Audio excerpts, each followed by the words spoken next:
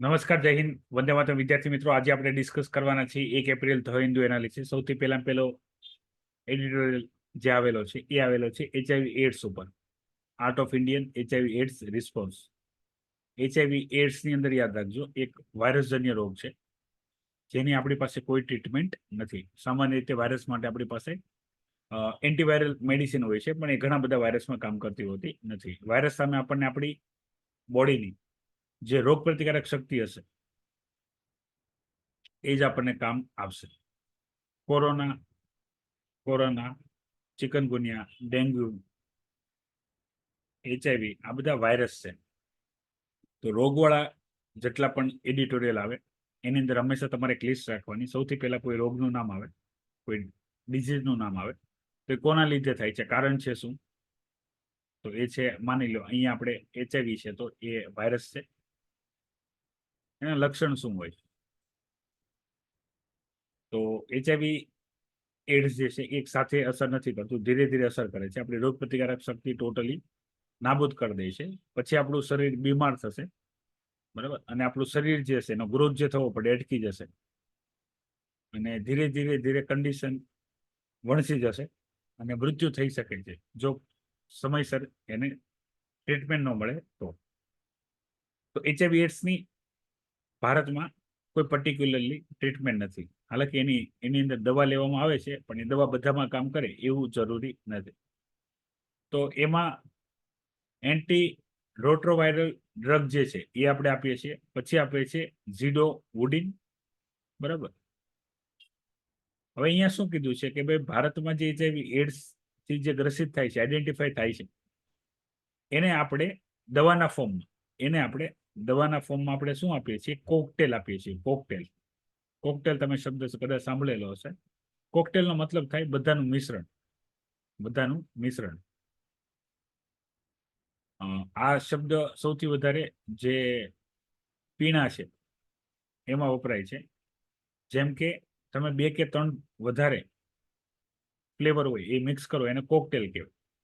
દાખલા તરીકે થમ્સઅપ, ઓરેન્જ, કાલા ખટ્ટા, લીમકા. તો આવા અલગ અલગ લાડ બધા જે ફ્લેવર હોય એ તમે ભેગા કરો અને પછી પીવો તો એને કોકટેલ કહેવાય. આવું આલ્કોહોલના ફોર્મમાં કરવામાં આવે છે. બધાની થોડાક બરાબર ભેગા કરીને કોકટેલ બનાવવામાં આવે. તો એ ટાઈપ. તો દવામાં સેમ વસ્તુ અહીંયા ડિસ્કશન કરે છે. Highly active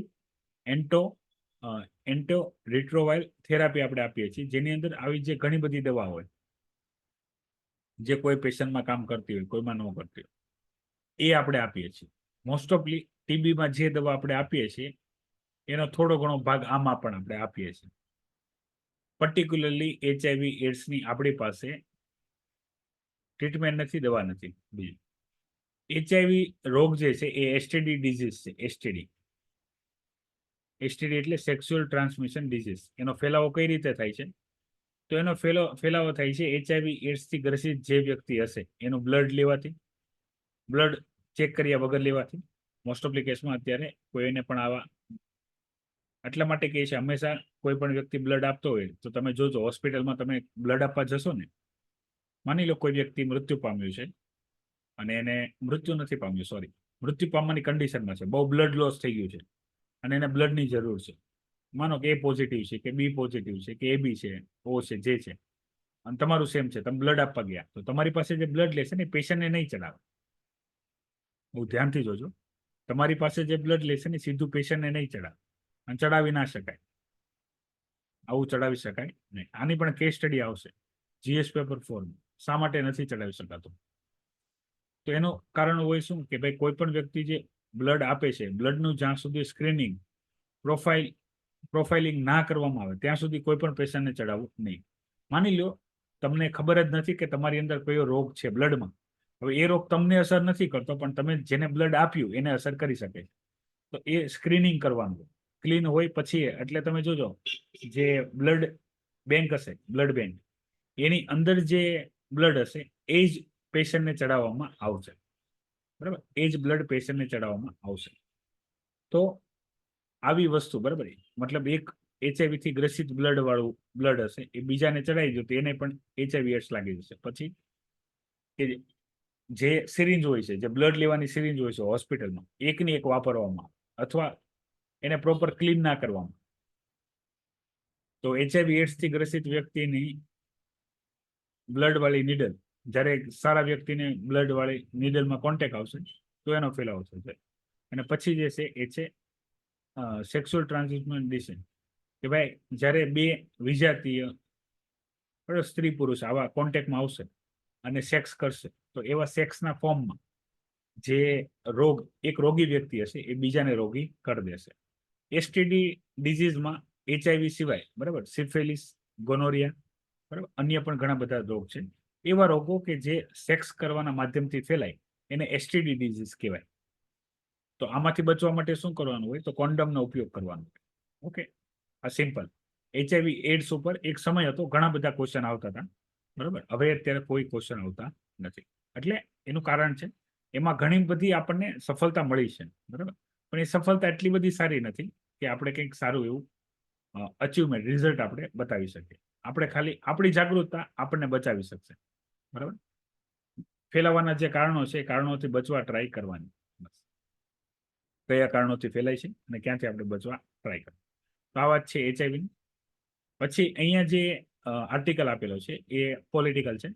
old મંડેલ commission, Congress party, બરાબર, જેનો બેનિફિટ કોંગ્રેસ પાર્ટીએ એક સોશિયો ઇકોનોમિક આધાર ઉપર આપ્યો હતો. ઇન્ડિયા ગ્રુપિંગ બન્યું છે બીજેપી અને એનડીએ ગ્રુપને છોડીને, એનડીએ ગઠબંધનને છોડીને બાકી બધા પક્ષ ભેગા થઈને, કોઈ પક્ષ કોઈ જગ્યાએ અંદર છે, કોઈ જગ્યાએ બહાર છે, બરાબર.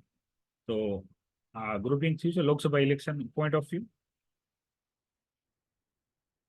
ભવિષ્યમાં ટૂંક સમયમાં આપણે વોટર ડેફિસિટની સમસ્યાનો સામનો કરશું અને આના સૌથી વધારે ખરાબ અસર થશે ગરીબો ઉપર. સૌથી વધારે ખરાબ અસર થશે ગરીબો. પછી અહીંયા વાત કરી છે એ છે અલનીનો. અલનીનો તો આપણે જીઓગ્રાફીના ટોપિકમાં આવશે, જીએસ પેપર 1માં, અલનીનો અને લાનીનો. અલનીનો અને લાનીનો. અત્યારે અલનીનો લાનીનો આની પહેલા પણ આપણે કરંટ અફેરમાં ડિસ્કસ કર્યું છે, એટલે અત્યારે હું ફરીથી રિપીટ નથી કરતો, ખાલી શોર્ટમાં જણાવું છું. અલનીનોમાં જે એવરેજ વરસાદ પડવો પડે ભારતમાં એ પડશે નહીં. એનું કારણ છે શું? કે ભાઈ જે લો પ્રેશર ઓસ્ટ્રેલિયામાં બનવું પડે એ ઓસ્ટ્રેલિયામાં નહીં બનીને પેરુ સાઈડ બનશે. તો પેરુ સાઈડ ભારે વરસાદ આવશે, જ્યારે ભારતમાં અને ઓસ્ટ્રેલિયા વાળા રીજન ઓછો વરસાદ આવશે. એને આપણે કહીશું અલનીનો. ભારત એક કૃષિ પ્રધાન દેશ છે, ખેતી પ્રધાન દેશ છે. ભારતની ખેતી 50% ખેતી વરસાદી પાણી ઉપર આધાર રાખે છે. ભારતની નદીઓ વરસાદી પાણીને આધારે ચાલે છે. તો આવા સ્થિતિમાં ઓછા પાણી હોવાને લીધે, ઓછો વરસાદ પડવાને લીધે નદીઓ ખાલી રહેશે. પછી ગ્રાઉન્ડ વોટર જે હશે એ નીચે જતું રહેશે, કારણ કે ઓલરેડી જે ગ્રાઉન્ડ વોટર હશે એ આપણે સિંચાઈમાં ઉપયોગ કરી લીધું હશે. તો પીવાના પાણીની હાલાકી આપણે ભોગવવી પડશે. અમુક ઘણા બધા એવા રીજન છે જ તે ઓલરેડી કે જ્યાં પીવાનું પાણી દૂર દૂર સુધી મળતું નથી. અને ઘણા બધા એવા સિટી છે કે જે એકદમ સારી નદી કિનારાના એરિયામાં છે, બરાબર, તો ત્યાં ભરપૂર પાણી મળે, મતલબ જરૂરિયાત કરતાં વધારે મળે, કારણ કે પૂરે આવી જાય. તો આપણે અત્યારે આનો એક સોલ્યુશન અત્યારે શું કરીએ છીએ? તો આના મેનેજમેન્ટના આપણને તબક્કા પૂછાશે. વરસાદી પાણીને રોકવા માટે આપણે રેન વોટર હાર્વેસ્ટિંગ, મતલબ જે વરસાદનું પાણી આપણા ઘરની ઉપર પડે એ આપણે નીચે ટેન્ક બનાવીને સાચવશું. પછી નદીમાં આપણે બાંધ બનાવશું. નદીમાં આપણે શું કરશું? બાંધ બનાવશું. કૃત્રિમ તળાવો બનાવશું. શું બનાવશું? કૃત્રિમ તળાવો બનાવશું. પછી નહેર બનાવશું, એક જગ્યાએથી બીજી પાણી લઈ જવા માટે. નહેરનું પાણી ઇવોપરેશન ન થઈ જાય એટલે એને કવર કરશું. પછી ગ્રાઉન્ડ વોટર રિચાર્જ કરશું, ખેતરમાં પણ અને ઘરના ડંકી હોય, બરાબર, તો ત્યાં પણ. અને આ પાણીનો આપણે ઉપયોગ કરશું. નવા અત્યારે જેટલા પણ બાંધકામ થાય છે એની અંદર સરકાર કમ્પલસરી જે રેરા એપ્રુવલ હોય, તો જેટલી પણ બિલ્ડિંગ હોય એમાં જેટલું પણ પાણી યુઝ થવાનું એ તમામે તમામ પાણીની માટેની કેપેસિટી વાળો ટેન્ક તમારી અંદર હોવો પડે. એની અંદર પાણી તમારે વરસાદનું પાણી ભરવાનું છે. તો આ સમસ્યાના ઘણા બધા કારણો છે. વોટર પ્રોબ્લેમ જે છે એ જીઓગ્રાફી, કરંટ અફેર અને એન્વાયરમેન્ટ, ત્રણ એનો કોમ્બિનેશન વાળો ટોપિક છે. સૌથી મોટું કારણ છે અલનીનો નું એ છે ક્લાઇમેટ ચેન્જ. ગ્લોબલ વોર્મિંગ, વરસાદી પેટર્ન આખી ચેન્જ થઈ ગઈ છે. પછી જે છે પેલા વરસાદનું પાણી પડતું હતું તો જમીનને બધી ખુલ્લી હતી, તો પાણી બધું સીધું સમુદ્રમાં નહોતું ભળી જતું, જમીનની અંદર ઉતરતું. પણ હવે આપણે શું કરી નાખ્યું છે, રસ્તા બનાવી નાખ્યા, ઘર બનાવી નાખ્યા, ગટરો બનાવી નાખી. આના લીધે શું થાય કે જે વરસાદનું પાણી ઘરની ઉપર પડે એ પાણી નીચે ગટરમાં જાય, ગટરમાંથી સીધું સમુદ્રમાં જતું. રસ્તા ઉપર પાણી હોય એ પણ ધીરે ધીરે ગટરમાં જાય, ગટરમાંથી સમુદ્રમાં જતું. તો જે ગ્રાઉન્ડ વોટર છે એ ટોટલી ખાલી થઈ ગયા છે, બરાબર. અને વરસાદી પાણી ટોટલ સમુદ્રમાં જતું રહે છે. આપણે એનો કોઈ યુઝ કરી શકતા નથી. આ છે વોટરની સમસ્યા. હવે ફાઇનાન્સ કમિશનને લઈને ડિસ્કશન આપેલી છે સ્ટેટ વાઇઝ, બરાબર. ફાઇનાન્સ કમિશનમાં આપણે વાત કરી છે પોલિટીમાં પણ કે દર 5 વર્ષે ફાઇનાન્સ કમિશનનું ગઠન થાય. ફાઇનાન્સ કમિશન નક્કી કરે કે જે પણ સરકાર, સેન્ટ્રલ ગવર્મેન્ટ જીએસટીમાં જે ટેક્સ કલેક્ટ કરે છે એનો કેટલો હિસ્સો સ્ટેટ અને યુનિયન ટેરિટરીને આપવાનો. હવે સ્ટેટ અને યુનિયન ટેરિટરીને જે હિસ્સો આપવાનો એના માટેના ક્રાઇટેરિયા નક્કી કરેલા છે, જે પર્સન્ટેજ ફાઇનાન્સ કમિશન નક્કી કરે. તો એમાં એવા રાજ્ય જે વધારે કમાય છે, બરાબર, એને ઓછું મળે છે, અને એવા રાજ્ય જે કમાતા નથી એને વધારે મળે છે, બરાબર. ઇક્વાલિટી લાવવા માટે આપણે ટ્રાય કરીએ છીએ, જેથી દરેક રાજ્યની અંદર શું થઈ શકે, ગ્રોથ થઈ શકે. અહીંયા પર્ટિક્યુલર કેરેલા માટે જ વાત કરી છે, પણ આપણે ઇન્ડિવિજ્યુઅલ સ્ટેટ માટે કોઈ વાત કરવાની નથી. ફાઇનાન્સ કમિશનનું કોમન ગઠન, એના મેમ્બરની નિયુક્તિ કોણ કરે છે, એને શું સજેશન આપ્યા, એ આપણા માટે અગત્યના રહેશે. મોસ્ટ ઓફલી કેસમાં એવું ટ્રાય કરવામાં આવે છે કે ભાઈ કોઈ રાજ્યને નુકસાન ન થાય એવી રીતે આપણે વ્યવસ્થા કરવી જોઈએ. હવે અહીંયા વાત કરી છે આધાર અનેબલ પેમેન્ટ સિસ્ટમની, બરાબર. Aadhaar base payment system MNREGA, Mahatma Gandhi national rural employment guarantee scheme. તો આની અંદર તમને 100 દિવસનું કામ મળે છે તમને, એટલે જે વ્યક્તિ નીડી હોય, બરાબર, નીડી હોય, ગેરંટેડ કાર્ડ હોય, એની અંદર તમારે રજીસ્ટ્રેશન કરાવવાનું હોય. કાં તો તમને કામ મળશે અને કાં તો તમને પૈસા મળશે 100 દિવસ માટે. દરેક રાજ્યમાં મનરેગામાં મળતા વેજીસ અલગ હોય છે. તો આપણે દાખલા તરીકે 170 કે 190 થી લઈને 250 થી લઈને 300 સુધી મળતા હોય છે 100 દિવસ માટે. Okay, it is for 100 day, not more than that. તો આ બધું કંટ્રોલ કોના હાથમાં છે? ગ્રામ પંચાયતના હાથમાં છે.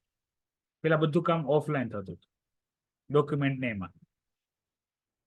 તો આમાં કરપ્શન અને લોકોને જે કામ કરતા હતા એને પૂરા પૈસા મળતા હતા નહીં. મનરેગામાં સરકાર આ ટોટલી સેન્ટર, બરાબર, આ ટોટલી સ્કીમ 100% સેન્ટર દ્વારા ક્રિયાન્વયન છે. 100% બધું ફંડિંગ સેન્ટર આપે છે આની અંદર. તો કરપ્શનનું ફેક્ટર રહેતું હતું. તો એને રોકવા માટે, કારણ કે આમાં કેવું હતું, એક વખત ભૂતિયા કાર્ડ બનાવી દે, બરાબર, ભૂતિયા ગેરંટી કાર્ડ બનાવી દે, એવા વ્યક્તિ હોય નહીં એના નામના કાર્ડ બનાવી દે, પછી એમાં કામય બતાવે પાછું, બરાબર, એમાં કામય બતાવે અને એને પૈસા આપે. હકીકત એવો વ્યક્તિ કોઈ હોય નહીં. આવું રાશન કાર્ડમાં છે. એક આ સમસ્યા હતી. બીજી સમસ્યા, પૈસા આવે મનરેગામાં, એમાં સૌથી પહેલા કોઈ પણ કન્સ્ટ્રક્શન થયું. હવે આની અંદર આપણે કામ આપે છે કઈ રીતે? તો ગામ હોય કે શહેર હોય, ગામ હોય કે શહેર હોય. શહેરમાં નથી આ એપ્લિકેબલ, પણ શહેરની બોર્ડર વાળો એરિયો કે ગામડાના ક્ષેત્રફળ વાળા એરિયામાં સ્કૂલ કે કોઈ બિલ્ડિંગ કન્સ્ટ્રક્શન, સરકારી ભવન હોય કે પુલ હોય, રસ્તા હોય, આ બનાવવાનું કામ આપે. આની અંદર જે પણ વ્યક્તિ ભાગ લે એને. તો કામ કરવામાં નહોતું આવતું, ખાલી પેપર ઉપર બતાવીને પૈસા લેવામાં આવતા હતા, અને હકીકત એવું કોઈ કામ થયું હોય નહીં. આ બધી ખામીઓ છે, આ બધી ખામીઓ છે જે મનરેગા સ્કીમની અંદર હતી, જે આપણે ધીરે ધીરે દૂર કરીએ છીએ. અને પૈસા, બરાબર, જ્યારે પૈસા આવે આની અંદર, ફંડની અંદર, તો સૌથી પહેલા આ જે કન્સ્ટ્રક્શન બનાવવામાં, ઇન્ફ્રાસ્ટ્રક્ચર બનાવવામાં જે મટીરિયલ યુઝ થયું હોય, ધારો કે કપચી, માટી, સિમેન્ટ, બરાબર, તો પેલા મટીરિયલના પૈસા ચૂકવવાના, પછી જે પૈસા રહે એનાથી જે લોકો કામ કરતા હોય એના પગાર ચૂકવવા. તો ઘણી વખત 3-3, 4-4 મહિના સુધી મનરેગાના વર્કરને પૈસા મળતા હોતા નથી. મતલબ એક તો 100 દિવસ ખાલી કામ આપે, બરાબર, એમાંય પૈસા ન આપે, એમાંય પૈસા આપે નહીં. તો આ સમસ્યા હતી. આ બધાનું સમાધાન શું કરવામાં આવ્યું કે ભાઈ આ બધું ઓફલાઈન છે એટલે આ બધી તકલીફ છે, કારણ કે સરકાર ઇનફ પૈસા આપે જે રીતે કામ થાય છે. તો બધું ડિજિટલ કરવામાં આવ્યું.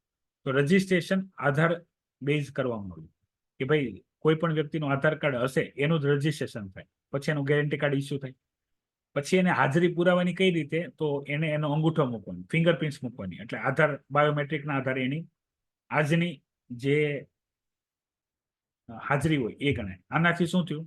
જે ભૂતિયા કાર્ડ હતા એ નીકળી ગયા. ભૂતિયા કાર્ડ નીકળી જાય ને, પેલા તો ખાલી નામ જ લખવાનું હતું. હવે એવો વ્યક્તિ છે કે નહીં એ કોઈને ખબર નથી. તો આ બધા નીકળી ગયા, કારણ કે તમે જીવિત હશો તો અંગૂઠો મૂકશો, મરેલાનો અંગૂઠો ચાલશે નહીં, બરાબર. એટલે એ ખબર પડી ગઈ. પછી એની હાજરી એ રીતે પુરાશે. હવે એ વ્યક્તિ હાજરી પૂરે કામ નહીં ચાલે. હવે એ વ્યક્તિ કામ ક્યાં કરે છે, બરાબર, એના એ દિવસના ફોટા જોશે. તો જ્યાં પણ કન્સ્ટ્રક્શન થતું હોય એના સાઇટના ફોટા પાડવાના કે ભાઈ આજે એટલા મજૂર જે અહીંયા પ્રેઝન્ટ છે એ આ કામ કરે છે, મતલબ એમાં ફોટા હશે. માની લો આજે 1 એપ્રિલ છે દાખલા તરીકે, તો 1 એપ્રિલે પેલા બતાવ્યા કે અહીંયા કામ કરે છે. આપણે એવું માની લઈએ છીએ એક સરકારી ભવન બનાવે છે, સચિવાલય બનાવે છે. તો પહેલા દિવસે શું હશે, તો પહેલા દિવસે ખાડો કરવાનો હશે, બરાબર, બીમ બનાવવા માટે. તો પેલા ખુલ્લી જમીન હશે, બરાબર, જેમાં ખાડો કરવાનું કામ હશે. તો એ દેખાડશે આખા દિવસમાં શું કામ થયું, એનો એક ફાઇનલ ફોટો હશે. પછી આ એક તારીખથી લઈને આખો મહિનો ચાલ્યા કરશે, ધીરે ધીરે કન્સ્ટ્રક્શન થાય છે એવું દેખાશે. તો એ વર્કિંગ થશે. પ્લસ હવે આની અંદર જે પૈસા આવશે એ પૈસા પગારમાં કોઈને કહેવાની જરૂર નથી, ડાયરેક્ટ બેનિફિટ ટ્રાન્સફરથી આવશે. મતલબ એ વ્યક્તિના કેટલા પૈસા થયા છે એના ઓનલાઈનમાં દેખાડતા હશે, કારણ કે વ્યક્તિએ રજીસ્ટ્રેશન કરેલું હશે, એ ફિંગરપ્રિન્ટથી હાજરી પૂરે છે. હવે પૈસા આવશે એટલે એનો કેટલો પગાર થાય છે એ નક્કી હશે. એ પૈસા સીધા એના બેંક એકાઉન્ટમાં જતા રહેશે. અહીંયા સુધી પેલા ક્લેરિટી આવી ગઈ. આપણે શા માટે આધાર બેઝ પેમેન્ટ સિસ્ટમ લાવ્યા?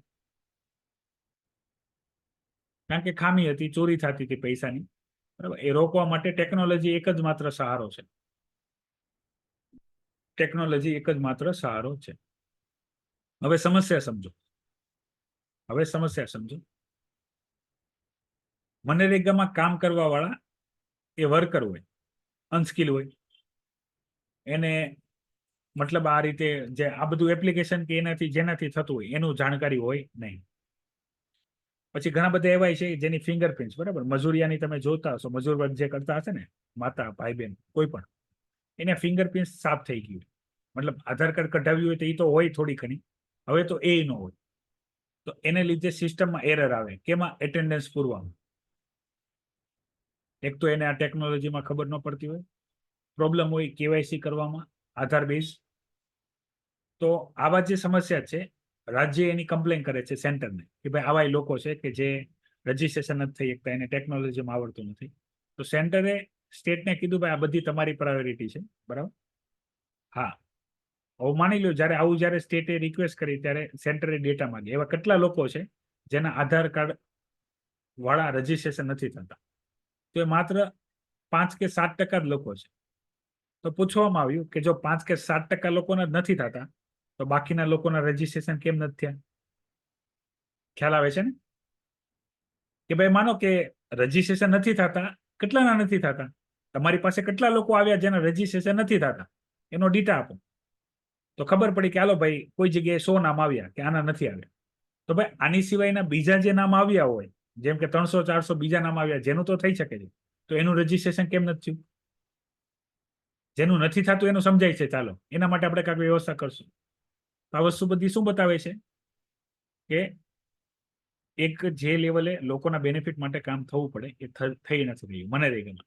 નકર આ એકદમ સફળ સ્કીમ છે. સરકારને આની માટે બોજો વધારે છે, સરકારને વધારે ટેક્સનો પૈસો આની અંદર ખર્ચ કરવો પડે છે, પણ આ ડાયરેક્ટ એમ્પ્લોયમેન્ટ હોય છે. ડાયરેક્ટ એમ્પ્લોયમેન્ટ હંમેશા ઇકોનોમીને બૂસ્ટ આપે. ઇકોનોમીને શું કરે છે? બૂસ્ટ આપે છે. તો જેટલી પણ સમસ્યા છે એ સમસ્યા મેં તમારી સાથે ડિસ્કસ કરી છે, અને એ સમસ્યાનું એકમાત્ર સમાધાન શોધવામાં આવ્યું છે. એ છે Aadhaar base payment system, direct benefit transfer. આધારથી એટેન્ડન્સ પુરાવાની, પેમેન્ટ લઈ જવાનું, વચ્ચે કોઈ નહીં એટલે ડાયરેક્ટ સરકારમાંથી પૈસા જે વર્કર હોય એના સુધી પહોંચી જશે.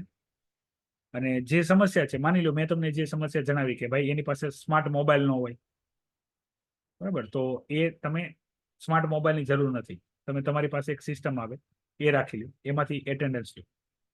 પછી એની ફિંગરપ્રિન્ટ નથી આવતી, તો જેની ફિંગરપ્રિન્ટ નથી આવતી એનું પ્રોપર કેવાયસી કરો, બરાબર. અને ભારત દેશમાં યાદ રાખજો, જેટલી પણ સુવિધા હશે દરેક લેવલે કરપ્શન આપણને સામે નડશે, બરાબર. દરેક લેવલે આપણને કરપ્શન દેખાશે.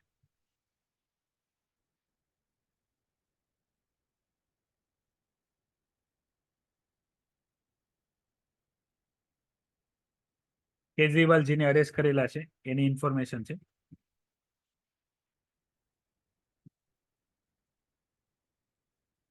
કેજરીવાલને અરેસ્ટ કરેલા છે, બરાબર. બહુ વચ્ચે તમે હમણાં ઘણા બધા લોકોએ વિડીયો પણ મૂક્યા છે એવા પોસ્ટ કરેલા કેજરીવાલ એવી કમેન્ટમેન્ટ કરે છે કે જો મેં કોઈ પણ પ્રકારના કરપ્શન કર્યા હોય, મેં કે મારા મંત્રી હોય, બરાબર, તો અમને જેલમાં પૂરી દો, બરાબર, પકડીને જેલમાં પૂરી દો. હવે જેલમાં પૂરી દીધા છે તો આને એવું બતાવે છે કે ભાઈ સરકાર એની પાવરનો મિસયુઝ કરે છે. બરાબર, યાદ રાખો, કોઈ પણ મતલબ ધ્યાનથી સમજજો, કોઈ રાજ્યના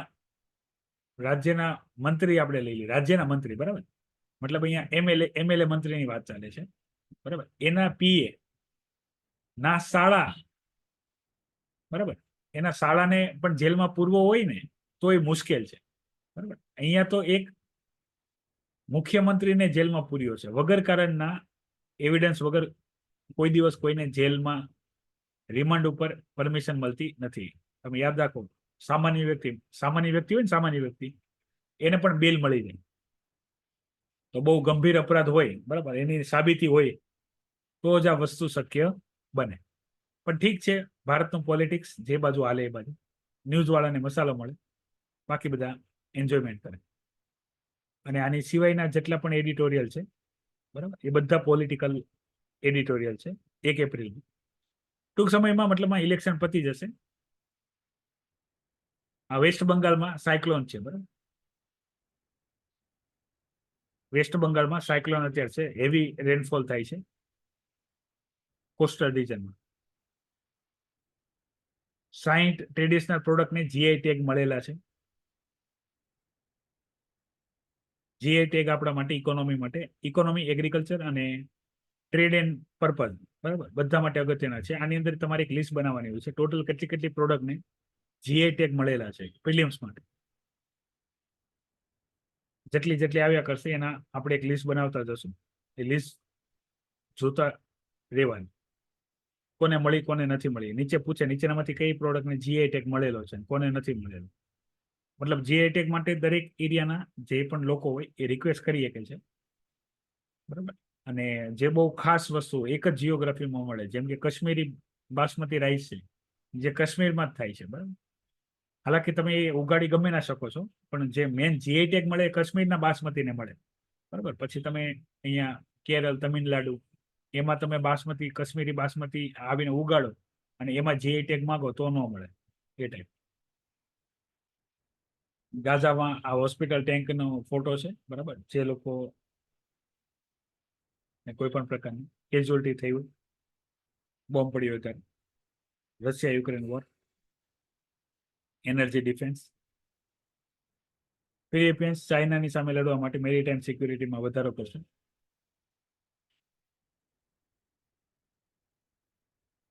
બાકી જનરલ ન્યૂઝ છે. કોઈ ડાઉટ હોય તો પેલા જણાવો. કોઈ ક્વેશ્ચન હોય તો કમેન્ટ કરો, નહીં તો લેક્ચરને વિરામ કરીએ. જય હિન્દ, વંદે માતરમ.